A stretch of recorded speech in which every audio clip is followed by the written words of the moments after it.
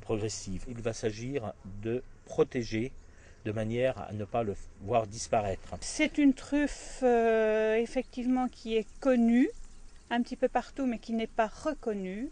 Certains l'appellent truffe de Meuse, on peut dire mésentérique. On la rencontre dans diverses parties du monde, sauf qu'en Meuse, elle a un parfum, une odeur très particulière. Qui est pour nous un petit bijou de gastronomie.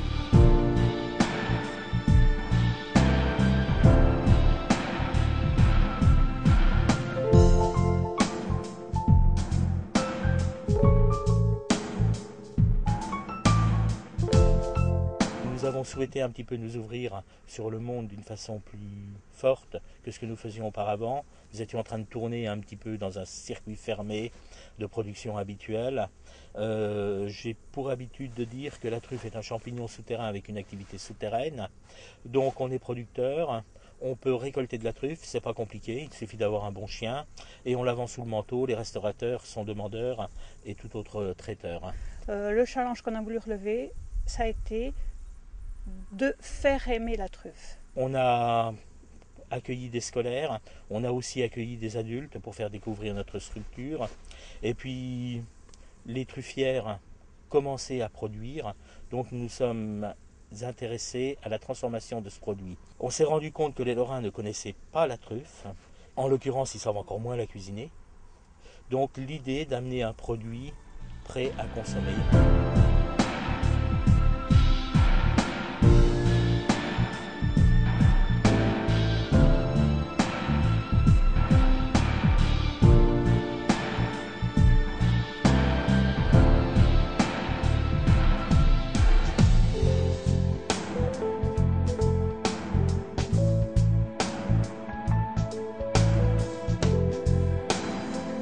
On s'est rendu compte que cette truffe mésentérique, dès qu'elle était cuite, perdait totalement son odeur désagréable et développait des arômes très subtils, très parfumés, très intéressants. Ce qui nous a donné envie de communiquer sur cette truffe-là, la faire découvrir prête à manger aux consommateurs. Premier essai, il y a 2 ans, sous forme de terrine. Et c'est plutôt pas mal réussi. Les terrines plaisent, elles se vendent bien. On veut aller plus loin. On souhaitait aussi proposer un produit qui colle à la réalité d'aujourd'hui. Bien souvent, les gens n'ont plus le temps de préparer des mets de qualité ou un petit peu différents. Par contre, la ménagère, entre guillemets évidemment, quand elle reçoit, a envie d'apporter une note personnelle par rapport à la réalisation d'un mets. D'où l'idée d'essayer d'élaborer un produit qui n'est pas à 100% prêt à l'emploi, où la personne devra intervenir pour partie. Les habitudes alimentaires gastronomiques ont changé. On apprécie beaucoup les buffets dînatoires, donc des produits qui tourneront autour de l'apéritif.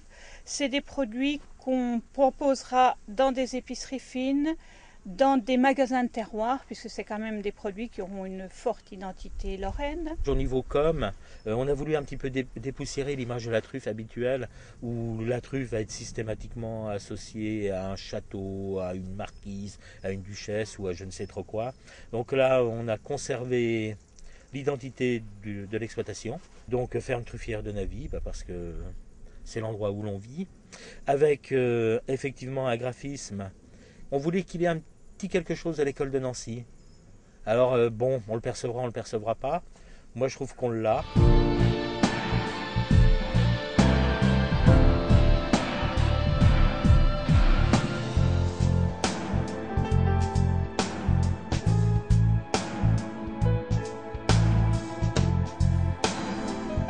C'est pas toujours facile, avoir des idées c'est bien, mais concrètement c'est beaucoup plus compliqué. On va se rendre compte que c'est pas aussi simple qu'on aurait pu le penser au départ.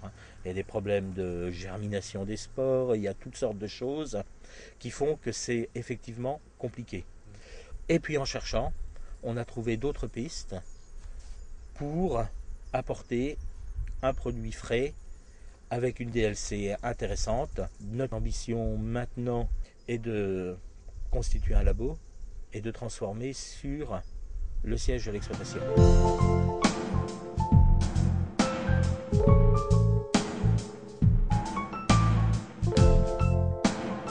L'innovation, c'est un mot qui fait peur. L'agriculteur, il travaille d'une manière rythmée au fil des saisons, sans jamais trop se remettre en cause, et en prenant les innovations que d'autres ont commencé à lui mettre un petit peu prédigérées. En ce qui nous concerne, c'est quelque chose qui nous fascine. Quand on a une démarche d'innovation, quand on a une démarche de diversification, il est clair que l'on va dégager un revenu qui n'a plus rien à voir avec des activités traditionnelles. Je pense que la réussite d'un produit innovant, il faut qu'elle s'appuie quand même sur une authenticité. Pour moi, c'est terriblement important. On ne doit jamais décevoir le consommateur, le gastronome au nom d'innovation. On peut innover dans des tas de domaines, mais il faut respecter le lien avec la nature, l'authenticité d'un produit qui colle à une région, à un terroir.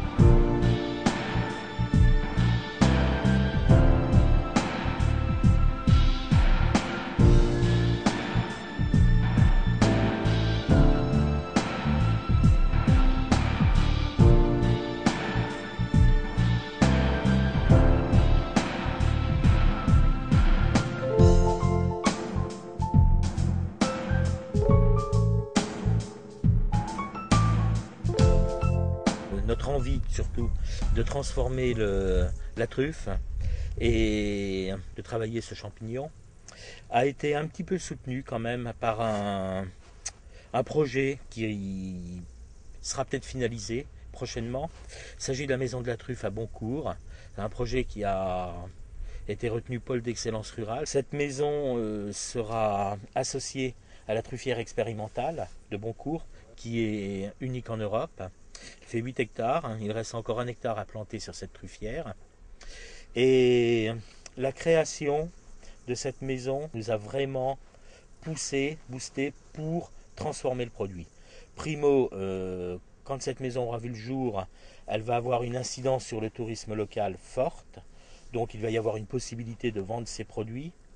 Un de nos soucis, Lydie et moi-même, c'est de réussir à créer une filière truffe en Lorraine.